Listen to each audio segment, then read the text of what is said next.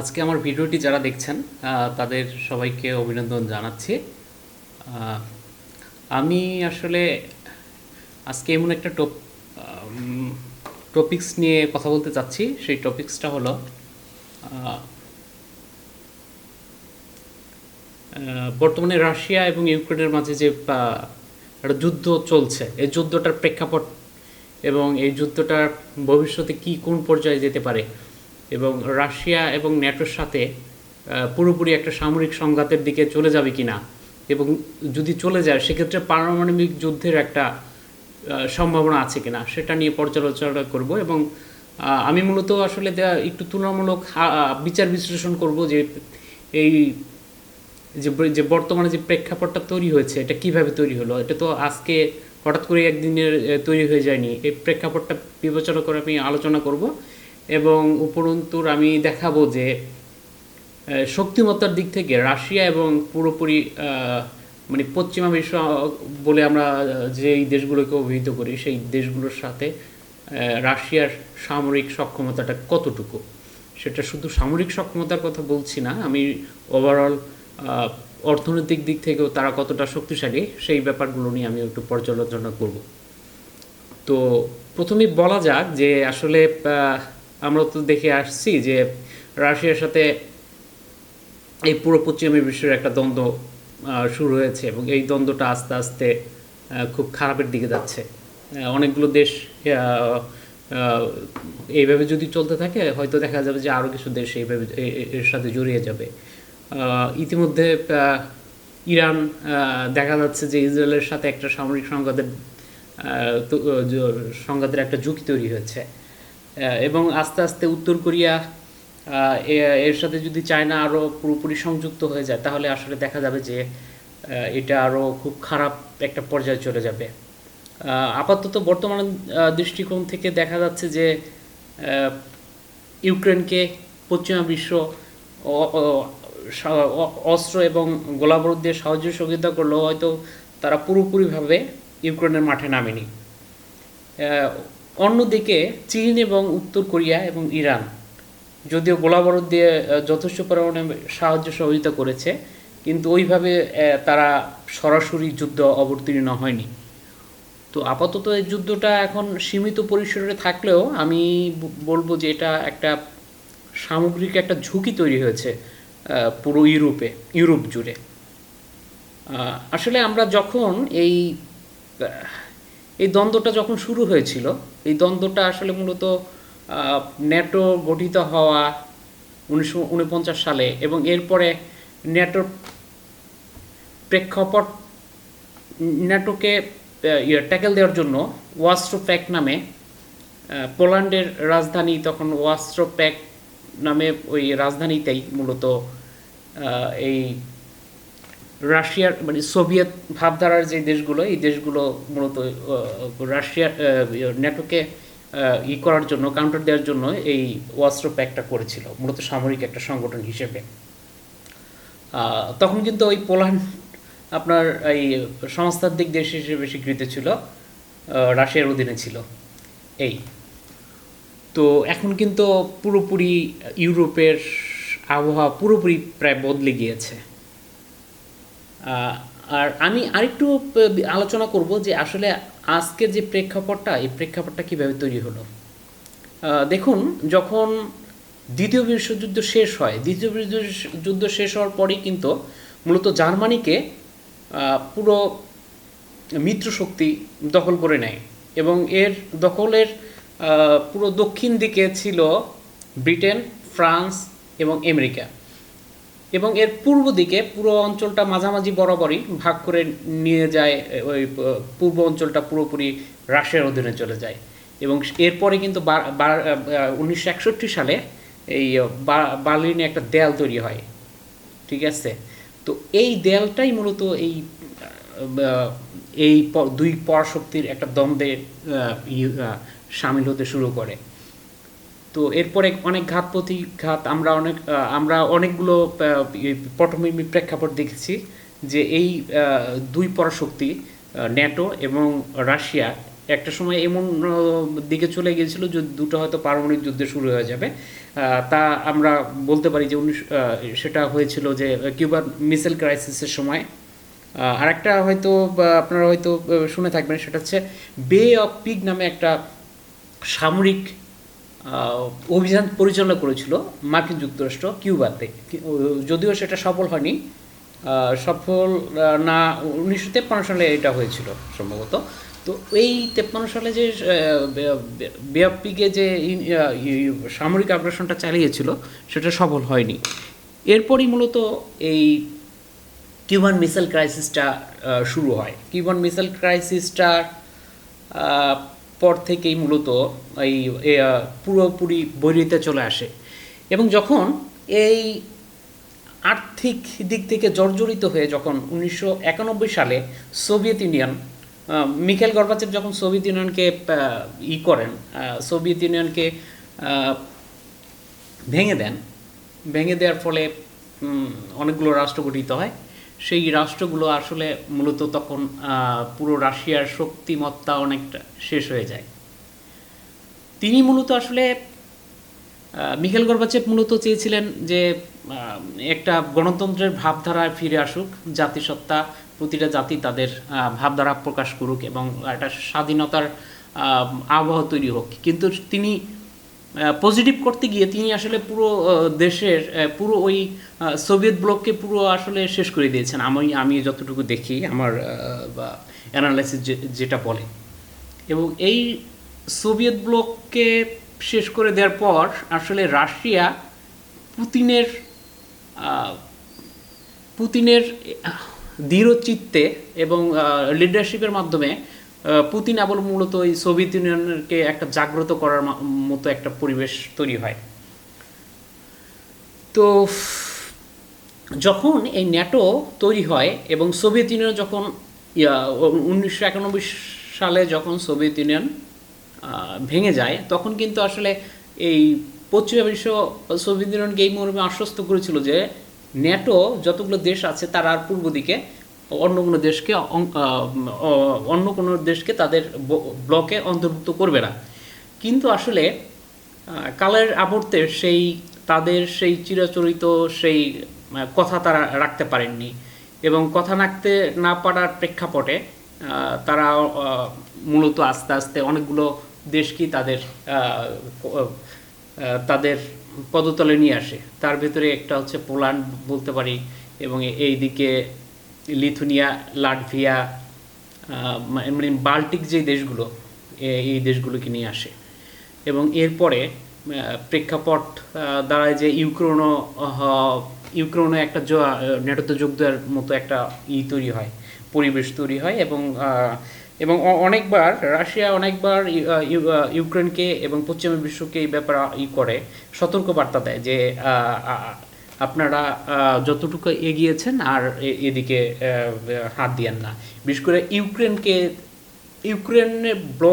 ইউক্রেনকে তাদের ব্লকে অন্তর্ভুক্ত করার প্রেক্ষাপটে রাশিয়া খুব কড়া বার্তা দেয় তাদেরকে। সেই বার্তা আসলে তারা পশ্চিমা বিশ্ব কতটুকু কানে নিয়েছে কিংবা কতটুকু মাথায় নিয়েছে সেটা আমি আসলে সন্দেহ নেই ব্যাপারটাতে। আরেকটা ব্যাপার হচ্ছে যে আমরা যদি ভূ রাজনৈতিকগত দিক থেকে দেখি, যে অর্থনৈতিক দিক থেকে বিবেচনা যদি করি, তাহলে আসলে পুরো ইউরোপের অর্থনীতি, আমেরিকার অর্থনীতি এবং রাশিয়ার অর্থনীতি যদি আমরা করি,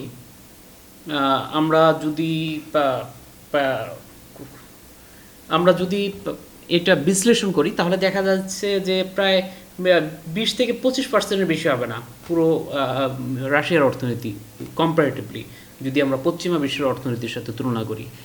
সেক্ষেত্রে অর্থনৈতিক সক্ষমতার দিক থেকে রাশিয়া আসলে পেরে উঠবে না এই পুরো পশ্চিমা বিশ্বের সাথে।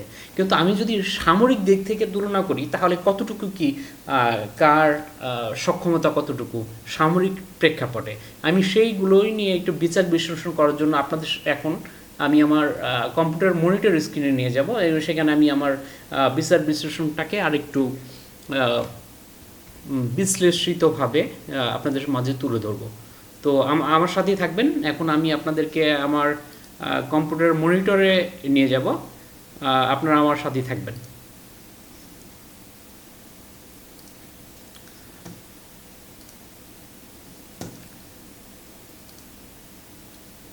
কোনো দেশের সামরিক সক্ষমতা কতটুকু সেটা পরিমাপ করার জন্য প্রতি বছর গ্লোবাল ফায়ার পাওয়ার নামে একটা আহ, প্রতিষ্ঠান র্যাঙ্কিং করে থাকে কান্ট্রিগুলোর।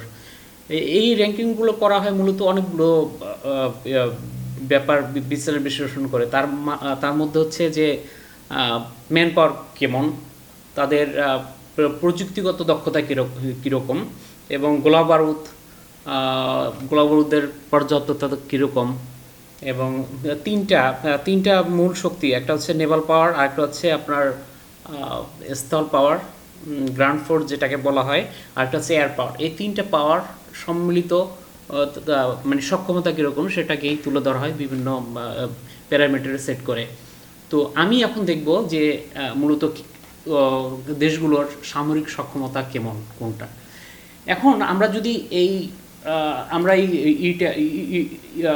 গ্লোবাল ফায়ার পাওয়ার লিখে আমরা সার্চ দিব এবং চলে আসবে। এখান থেকে মেনুতে গিয়ে আমরা এই র্যাঙ্কিংয়ে গিয়ে আমরা দেখব এই 2024 সালের র্যাঙ্কিংটা কী অবস্থা। এখন এখানে আমরা দেখছি যে প্রথমে অবস্থানে আছে মার্কিন যুক্তরাষ্ট্র, তাদের পয়েন্ট হচ্ছে 0.0699।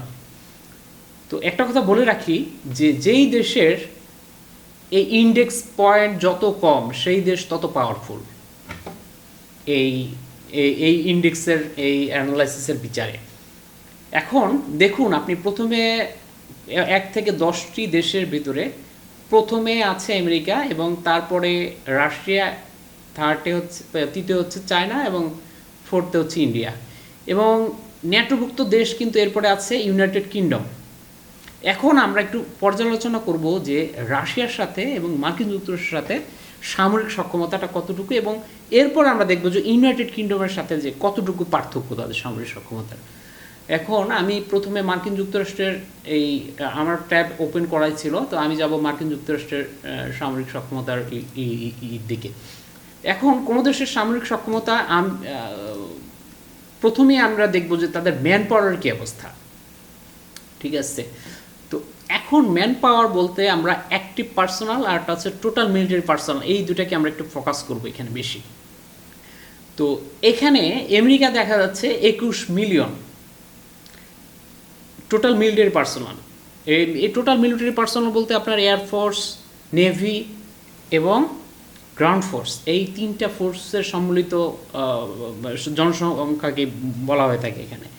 আর অ্যাক্টিভ পার্সন আছে 13 লক্ষ, মানে 13 মিলিয়ন।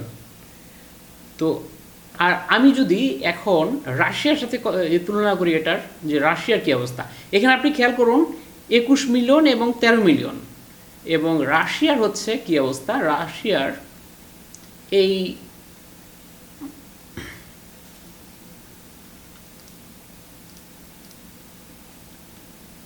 রাশিয়ার এখানে এই ম্যান পাওয়ার কী অবস্থা। রাশিয়ার এখানে দেখতে পাচ্ছি যে 35 মিলিয়ন আর হচ্ছে 13 মিলিয়ন।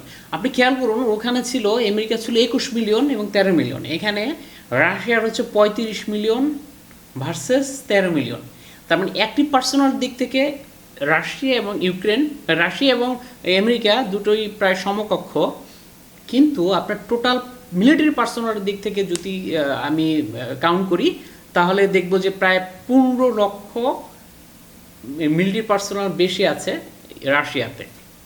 তার মানে এটা একটা হিউজ কিন্তু একটা গ্যাপ শক্তির ভারসাম্যর দিক থেকে। আমি ম্যান পাওয়ারের দিক থেকে বলবো, আর অন্যান্য ব্যাপারগুলো আমি একটু পরে আসছি। তো এরপরে আমি দেখব যে আমি ল্যান্ড ফোর্সের দিকে যাব। ল্যান্ড ফোর্সের কী অবস্থা।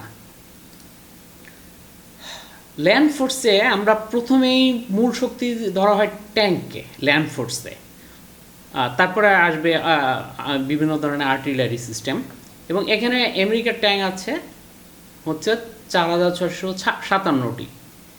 এবং আমি যদি বিভিন্ন মানে ফায়ার পাওয়ারের দিক থেকে বলি, আর্টিলারি সিস্টেম কত আছে, এখানে আপনার 1000 আর হচ্ছে 1000, 2000 আর হচ্ছে মোরাললেস 3,000 3,500, আমি টোটাল 3,500 ধরবো আর কি, মোটামুটি 3,500 আছে। তো 3,500 আছে 4,000, ট্যাঙ্কের সংখ্যা 4,000, মানে আর্টিলারি হচ্ছে 3,500, ট্যাঙ্কের সংখ্যা হচ্ছে মোরাললেস 4,500, 3,500 4,500। তো এখন আমরা দেখব রাশিয়ার কি অবস্থা এখানে। রাশিয়ার আপনি ল্যান্ড ফোর্সের কি অবস্থা। রাশিয়ার হচ্ছে 14,777, তার মানে প্রায় 15,000। আপনি খেয়াল করুন, আমি রাউন্ড ফিগারে ক্যালকুলেশনটা করছি আর কি আমাদের বোঝার সুবিধার্থে। 14,000 এবং এখানে আর্টিলারি সিস্টেম আছে এখানে 6,000 আর 8,000, 6,000 আর 8,000 কত হচ্ছে 14,000, 14,000, 14,500, 14, 15, 16, 17,000, 17,000, 17,500, 17,500 এবং 14,500। আপনি খেয়াল করুন 3,500 আর 4,500 মতো ছিল, তো সেইখানে কত গুণ, প্রায় 3 ডাবল, ঠিক আছে, ট্রিপল। প্রতিটা সেক্টরে আমি দেখছি এখানে ল্যান্ড ফোর্সের অবস্থা ট্রিপল আমেরিকার তুলনায়। তার মানে আমি এখানে সহজেই অনুমেয় যে ল্যান্ড ফোর্সে আমেরিকার থেকে রাশিয়ার সক্ষমতা প্রায় ডাবলেরও বেশি, প্রায় 3 গুণ, প্রায় কাছাকাছি। আমি প্রায় বললাম এই জন্য যে আপনার এখানে যে অস্ত্রগুলো ব্যবহার হচ্ছে, অস্ত্রগুলোর কিন্তু ক্যাপাসিটির উপরেও কিন্তু অনেকটা ডিপেন্ড করে, যে অস্ত্রগুলোর সক্ষমতা কতটুকু সেটার উপরে কিন্তু আমি একটু ফোকাস করব পরে। তো আপাতত দৃষ্টি দেখছি যে সংখ্যাগত দিক থেকে রাশিয়া এবং আমেরিকার যদি তুলনা করি তাহলে রাশিয়ার সক্ষমতা প্রায় দ্বিগুণ সংখ্যাগত বিচারে, মানে কোয়ান্টিটিগতভাবে। আর কোয়ালিটেটিভভাবে আমি একটু পরে আলোচনা করছি। তো এটা হচ্ছে ল্যান্ড ফোর্সের কথা বলবো। এখন আমি আরেকটা পার্টে যাব, সেটা হচ্ছে যে মার্কিন যুক্তরাষ্ট্রের এয়ার পাওয়ারের কী অবস্থা। এখন দেখুন মার্কিন যুক্তরাষ্ট্রের এয়ার পাওয়ার কিন্তু টোটাল এয়ারক্রাফট হচ্ছে এই রাশিয়ার টোটাল এয়ারক্রাফট হচ্ছে 4,255। খেয়াল করুন 4,255 সব মিলিয়ে, এটা কিন্তু সব টোটাল মিলিয়ে 4,255। এবং আমি এখানে যদি আমেরিকার চিন্তা করি, তাহলে আমেরিকার দিকে তাকাই, তাহলে আমেরিকার এয়ার পাওয়ার হচ্ছে 13,209। তার মানে এখানে ছিল হচ্ছে 4,000, এখানে হচ্ছে 13,000, 3 4 12, তার মানে প্রায় 3 গুণ। তো এখন আমি এটা বোঝা যাচ্ছে যে আমেরিকার কিন্তু আবার এয়ার পাওয়ার রাশিয়ার থেকে প্রায় বলা চলে 3 গুণ। তার মানে আপনি ল্যান্ড ফোর্সের দিক থেকে রাশিয়া অনেক এগিয়ে আমেরিকার থেকে। এবং যদি আপনি এয়ার পাওয়ারের দিকে থেকে চিন্তা করেন তাহলে কিন্তু রাশিয়া আমেরিকার এয়ার পাওয়ারের কাছে রাশিয়া আসলে এক হিসাবে কিছুই না, তুলনার বিচারে প্রায় 3 গুণ তাদের এয়ারক্রাফট আছে। মূলত এই এয়ারক্রাফটের আবার বিভিন্ন ভাগ আছে, যেরকম ফাইটার, অ্যাটাক টাইপ এবং ট্রান্সপোর্টেশন টাইপ। তো এই বিভিন্ন টাইপ বিচারে মূলত এই টোটাল 13,000 এখানে কাউন্ট হয়েছে।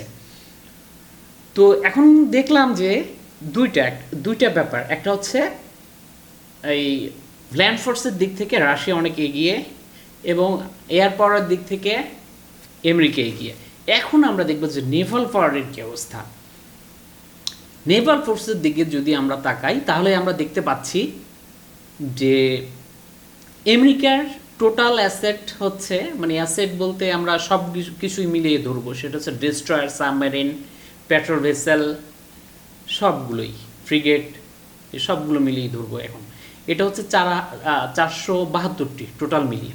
এবং আরেকটা গুরুত্বপূর্ণ বিষয় সেটা হচ্ছে এখানে এয়ারক্রাফট ক্যারিয়ারটাকে আমাদের গুরুত্ব দিতে হবে। কেন?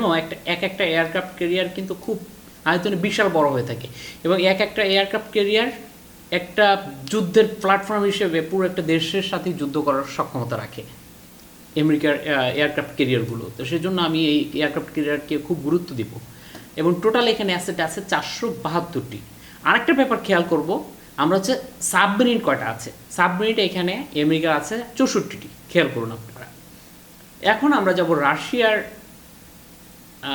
আমরা যাব হচ্ছে রাশিয়ার নেভাল ফোর্সের কী অবস্থা। রাশিয়ার নেভাল ফোর্সের কিন্তু 781টা, আর খেয়াল করুন এখানে টোটাল অ্যাসেট হচ্ছে 472টা, ওদের কিন্তু রাশিয়ার কিন্তু আছে অনেক তুলনামূলক বেশি 781টা। কিন্তু এখানে একটা কথা আছে, সেটা হচ্ছে রাশিয়ার কিন্তু এয়ারক্রাফট ক্যারিয়ার আছে, মানে এয়ারক্রাফট ক্যারিয়ার আছে অনলি একটা, যেখানে আমেরিকা আছে 11টা, এবং সাবমেরিন আছে 65টা, যেখানে আমেরিকার আছে 64টা। তার মানে সাবমেরিনের দিক থেকে রাশিয়া এবং আমেরিকা প্রায় সমকক্ষ সামরিক সক্ষমতার দিক থেকে। কিন্তু আমরা যদি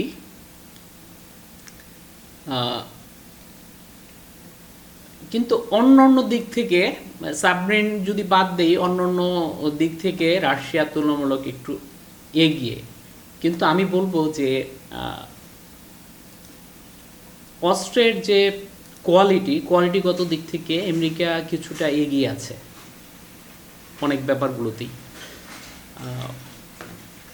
তার অন্যতম একটা প্রেক্ষাপট হচ্ছে, আমি বলবো সেটা হচ্ছে এয়ারক্রাফট ক্যারিয়ারের সংখ্যা প্রায় রাশিয়ার আছে একটি, সেখানে আমেরিকার আছে 11টি।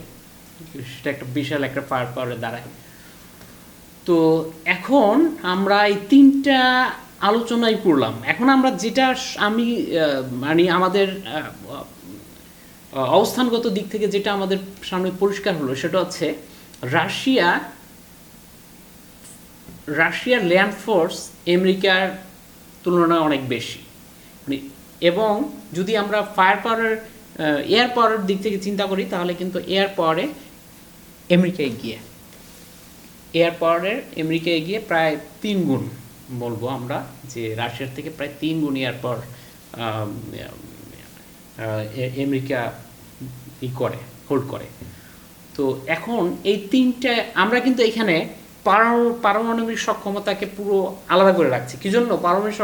একটা দেশের সাথে কখন পারমাণবিক যুদ্ধ এবং মানে পারমাণবিক বোমা কখন ব্যবহার হয়, যখন একটা দেশ দেখে, মানে পারমাণবিক বোমার অধিকারী একটা দেশ যখন দেখবে যে তার অস্তিত্ব হুমকির সম্মুখীন, একমাত্র তখনই সে ওই অস্ত্রটা ইউজ করবে। এবং এই অস্ত্রটার কিন্তু আরেকটা নাম আছে ম্যাড মানে কি আপনারা হয়তো জানেন অনেকে, যে মিউচুয়াল অ্যাসিউড ডিস্ট্রাকশন। মানে এটা এমন একটা অস্ত্র যে আপনি ইউজ করবেন, আপনিও মারা যাবেন, অন্য তো মরবেই, যাকে আপনি ইউজ করবেন, যার উপরে ইউজ করবেন সে তো মারা যাবেই, আপনিও কিন্তু প্রত্যুত্তরে তা আপনার উপরে ইউজ হবে, আপনিও মারা যাবেন। তার মানে এখানে কেউ উইন হয় না, সবাই লুজার হয়। তো সেজন্য আমি এই পারমাণবিক সক্ষমতার দিকটা পুরোপুরি আলাদা করে রেখেই আমি টোটাল বিচার বিশ্লেষণ করার জন্য বসেছি। এখন আমি চিন্তা করব, এখন আমি আরেকটু ব্যাপার দেখব, সেটা হচ্ছে এই ল্যান্ড ফোর্সে না ম্যান পাওয়ারের ব্যাপারটা। ম্যান পাওয়ারে আপনি খেয়াল করুন, আমেরিকার কিন্তু 21 লাখ এবং 13 লাখ, রাশিয়ার কিন্তু সেখানে ছিল, এই রাশিয়ার এই যে কোথায় এখানে, এটা আমেরিকার ছিল, এটা ছিল রাশিয়ার। হ্যাঁ,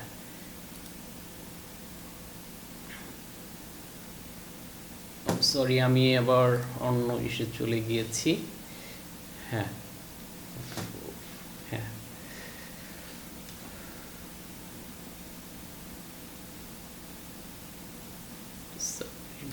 না, যাই হোক, আমি আমার এইখান থেকে আবার যাচ্ছি, এইখান থেকে রাশিয়ার পার্টে আবার যাচ্ছি আমি। হ্যাঁ,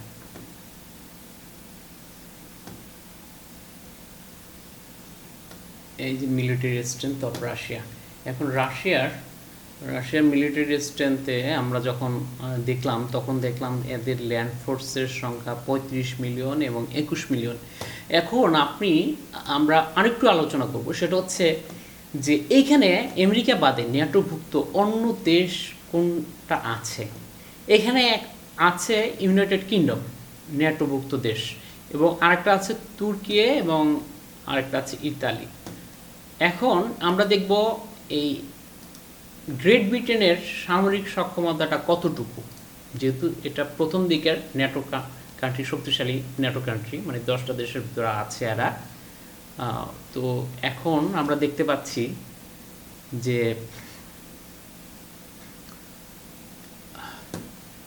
এটার গতি আসলে একটু স্লো, তো যে কারণে লোড হতে অনেকটা সময় নেয়। হ্যাঁ, সময় নিচ্ছে লোড হতে, এই আর কি। তো এখন আমরা দেখব যে ম্যান পাওয়ারের কী অবস্থা, ব্রিটেনের ম্যান পাওয়ারের কী অবস্থা, সেটাই আমরা একটু এখন দেখব।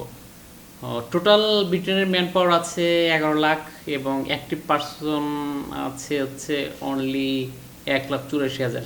আপনি একটু একটু খেয়াল করে দেখুন যে ব্রিটেনের কিন্তু ম্যান পাওয়ার সংখ্যা খুব কম, অনলি 2 লাখের মতো, প্রায় প্রায় 2 লাখ আমরা যদি ধরেই নিই দরকারি খাতিরে, এবং টোটাল মিলিটারি পার্সন হচ্ছে 11 লাখ।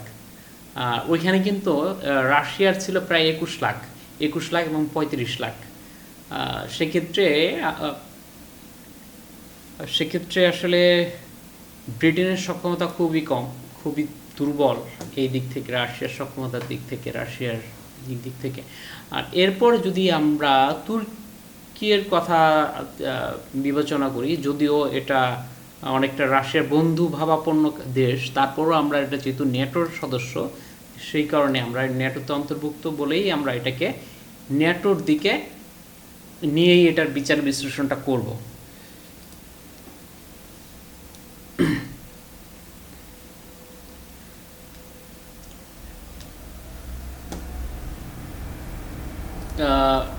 তুর্কির ম্যান পাওয়ার হচ্ছে 8,83,000 আছে, মানে 9 লাখের মতোই, আর এখানে আছে 3,55,000, মানে 3.5 লাখ, 3.5 লাখ। তো মোর অর লেস এরপরে আপনি যত এদিকে যাবেন দেখবেন যে যত নিচে যাবেন, মানে একটা ব্যাপার কি, এই যে টোটাল ন্যাটোর সদস্য 32 থেকে এখন 33টা হবে। তো যতগুলো ন্যাটোর সদস্য, এই ন্যাটোর সদস্যগুলোর অনেকগুলোই দেখবেন যে তাদের অ্যাক্টিভ মিলিটারি পার্সন হচ্ছে প্রায় 1 লাখের নিচে, বেশিরভাগই প্রায় দেখা যাবে। তো এই সবগুলো মিলিয়ে আসলে ন্যাটোর যদি সামরিক সক্ষমতার দিক থেকে আমি করি, হ্যাঁ, আমেরিকাকে একা যদি তুলনা করি তাহলে আমি বলবো যে হ্যাঁ, দুটো দেশের মিলিটারি পার্সোনাল এবং এবং যে সামরিক যে যানবাহনের সক্ষমতা এবং আর্টিলারি সিস্টেম এবং যে মিসাইলগুলো আছে, এই মিসাইলগুলোর সক্ষমতা মোরালেস দুটো দেশের প্রায় সম রেঞ্জে ফেলবো আমি। কিন্তু আপনি অন্যান্য দেশগুলো যদি আপনি চিন্তা করেন তাহলে কিন্তু তারা কিন্তু খুব বেশি শক্তিশালী নয় এই রাশিয়ার তুলনায়। রাশিয়ার তুলনায় আপনি ওই তো টোটাল 31টা অথবা 32টা দেশ যদি একত্রিত করেন তাহলে হয়তো দেখা যাবে যে সব মিলিয়ে হয়তো 20-22 লাখ সৈন্য দাঁড়াবে। কিন্তু আপনি দেখুন যে একা রাশিয়ারই 35 লাখ টোটাল মিলিটারি পার্সোনাল আছে। তো সেটা আসলে একটু ওয়েস্টের জন্য আসলে একটা চিন্তার বিষয় বলবো আমি। তো রিসেন্টলি যে যুদ্ধগুলো হচ্ছে, এই যুদ্ধে দেখা যাচ্ছে যে আসলে দুই পক্ষেরই যে গোলাবারুদ, সেই গোলাবারুদের ঘাটতি দেখা দিচ্ছে।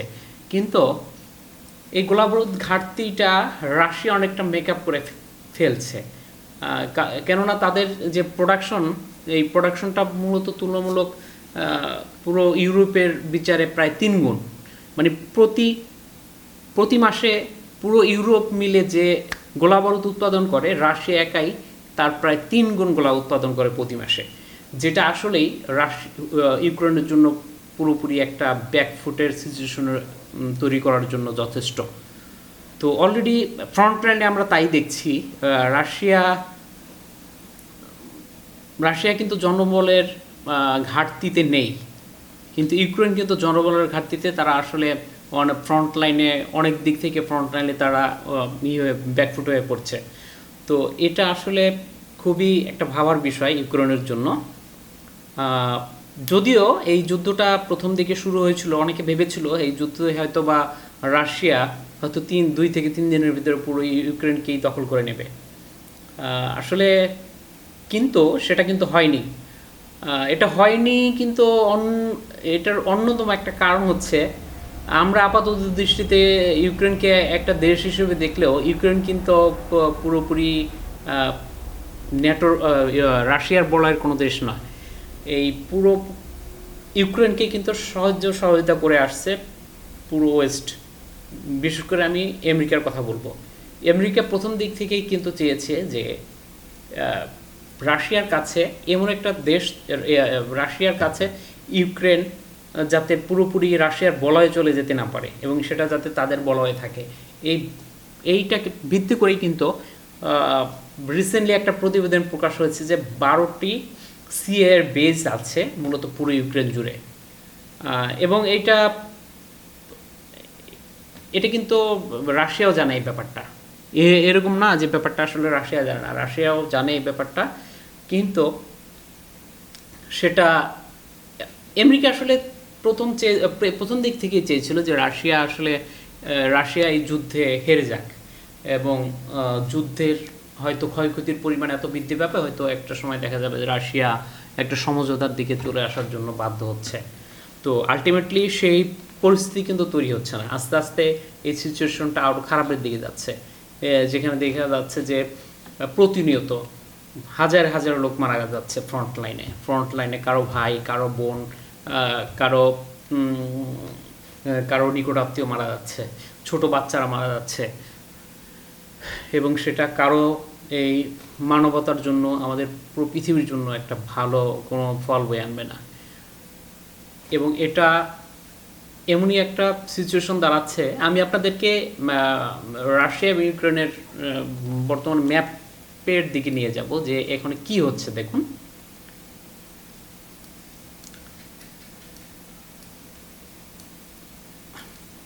এই যুদ্ধটা কিন্তু এখন বর্তমানে হচ্ছে আপনার এই দোনেক্স এবং লুহানক্স, যেটাকে আমরা বলি, এই দুটো এরিয়াতেই বেশি হচ্ছে যুদ্ধ। কিন্তু আপনার 1800 কিলোমিটার ব্যাপী পুরো ফ্রন্ট লাইনে কিন্তু রাশিয়া যুদ্ধ করছে। কিন্তু তুলনামূলক বিচারে এই দিকটাতে, বিশেষ করে বাকমুত, আদিবকা, এই অঞ্চলটাতে যুদ্ধের ব্যাপকতা এবং যুদ্ধের প্রাণহানির সংখ্যা মারাত্মক আকার ধারণ করছে প্রতিনিয়তই। এই রাশিয়া মূলত এই শহরগুলো, এই ওয়েস্টের দিকের শহরগুলোকে দখল করার জন্য মূলত ভারী ভারী বোমাগুলো ইউজ করছে, যেগুলোকে আমরা 500 গ্লাইডার বোমা হিসেবে অভিহিত করে থাকি। এবং এটার অনেকগুলো ভেরিয়েন্ট আছে, একটা হচ্ছে 500, আরেকটা হচ্ছে 1500, আরেকটা হচ্ছে 3000। ওই এই তিনটা ভেরিয়েন্টই মূলত আসলে দ্বিতীয় বিশ্বযুদ্ধের সময় রাশিয়া ব্যবহার করেছিল এবং সেইগুলোই মূলত এখন রাশিয়া তার কাজে লাগাচ্ছে এবং এগুলোকে বিভিন্নভাবে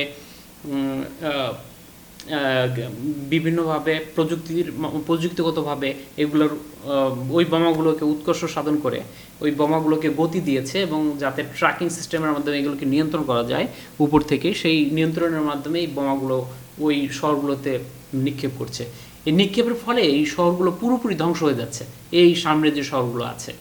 এবং আমি আপনাদের দেখাই, এখানে বাকমুতের দিকেও কিন্তু পুরোপুরি এদিকে চলে যাচ্ছে এবং একটা সময় আসবে এই পুরো অঞ্চলটা দখল করে এখান থেকে ইউক্রেন সৈন্য সরতে বাধ্য হবে এবং এদিকে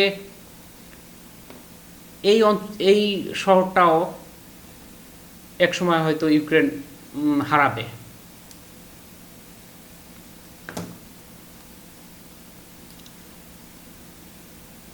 আস্তে আস্তে এইভাবে যাচ্ছে যে হয়তো খুব শীঘ্রই হয়তো রাশিয়া খার্কিভের দিকে তার নজর দেবে।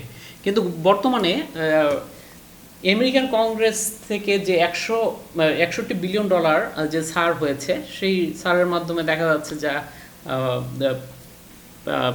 আমেরিকা প্রায় মধ্যবলার ক্ষেপণাস্ত্র দিয়েছে। এর আগে হাইমার্স ক্ষেপণাস্ত্র কিন্তু দিয়েছিল আমেরিকা, কিন্তু হাইমার্স ক্ষেপণাস্ত্রের রেঞ্জ ছিল মূলত এটা শর্ট রেঞ্জের ক্ষেপণাস্ত্রকে বলা চলে, কিন্তু এখন যে ক্ষেপণাস্ত্র যেটা দিয়েছে সেটা মূলত একটু মিডিয়াম রেঞ্জের। তো এই ক্ষেপণাস্ত্রগুলোর মাধ্যমেই আস্তে আস্তে যুদ্ধটা আরও প্রকট আকার ধারণ করছে, প্রকট আকার ধারণ করে একটা সময় হয়তো বা এটা আরও ভবিষ্যতে আরও খুব খারাপের দিকে চলে যাবে। তো এই যুদ্ধর বর্তমান যে পরিস্থিতি, সেই পরিস্থিতি আসলে রাশিয়া চায়, রাশিয়া কিন্তু প্রথম দিকে চায়নি যে এরকম একটা পরিস্থিতি তৈরি হবে। রাশিয়া হয়তো ভেবেছিল যে হয়তো 2 থেকে 3 দিন, 4 দিন, 5 দিন অথবা 1 মাস এর ভিতরে পুরোপুরি ইউক্রেনটাকে দখল করে নেবে। কিন্তু আসলে বর্তমান যে আধুনিক যে যুদ্ধ এবং যুদ্ধাস্ত্র এইগুলো আসলে কেউ কোনো দেশ আসলে সহজেই কাবু করার যে মানে বাসনা থাকে সেটা আসলে সম্ভব হয় না। আমরা দেখেছি আফগানিস্তানে অনেক বছর আমেরিকা কিন্তু আফগানিদের করে রেখেছিল, গোলাম করে রেখেছিল, কিন্তু আলটিমেটলি শেষে কিন্তু তারা সেই তাদের গাট্টি বুস্কাগুলো করে কিন্তু আবার চলে যেতে হয়েছে।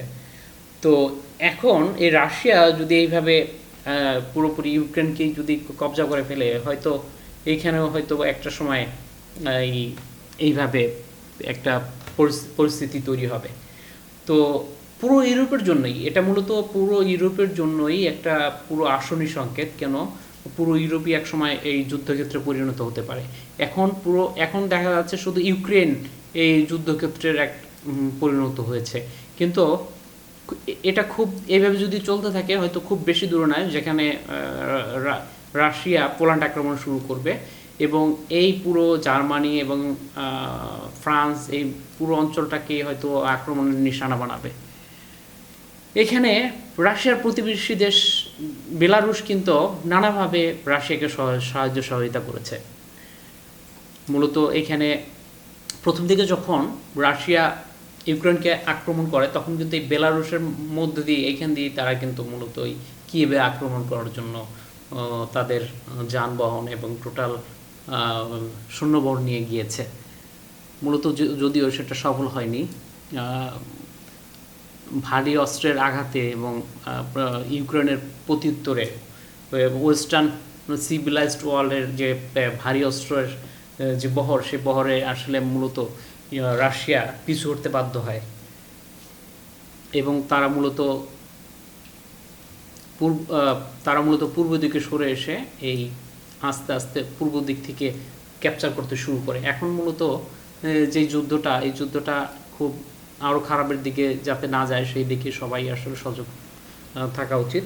এবং বিশ্ব যে মোড়ল যাদেরকে আমরা বলি, জাতিসংঘ কিংবা বিশ্ব মোড়ল যারা আছে, তারা মূলত আসলে চায় না একটা পৃথিবীতে একটা শান্তি এবং সৌহার্দ্যপূর্ণ একটা সম্পর্ক থাক। আমরা আসলে ক্ষমতার লোভে পৃথিবীর মানুষগুলো আস্তে আস্তে খুব হয়ে যাচ্ছি, খুব মানুষগুলো অমানুষ হয়ে যাচ্ছে। তার সেই নমুনা দেখতে পাচ্ছি আমরা প্যালেস্টাইনে, গাজা প্রতিনিয়ত শিশুরা হত্যা হচ্ছে, প্রতিনিয়ত ছোট ছোট বাচ্চারা আহাজারি করছে। এই আমাদের মানব সভ্যতা কবে আসলে আমরা মানুষ থেকে মানুষ হবো আর কি, মানুষ থেকে আমরা যে মানুষ আছি এই মানুষ থেকে আরও উন্নততর মানুষ হব, সেটা আসলে সময়ই বলে দেবে। তো আমার পরবর্তী পর্যালোচনা আপনারা শোনার জন্য আপনাদেরকে আমন্ত্রণ জানাচ্ছি। খুব শীঘ্রই আমি আমার পরবর্তী আলোচনা নিয়ে আপনাদের সামনে হাজির হব। সবাই যে যেখানে আছেন, যারা আমার এই ভিডিওটি দেখছেন, সবাইকে অভিনন্দন জানিয়ে আমি এখনই আমার এই ভিডিওটা শেষ করছি। সবাই ভালো থাকবেন। আল্লাহ হাফেজ।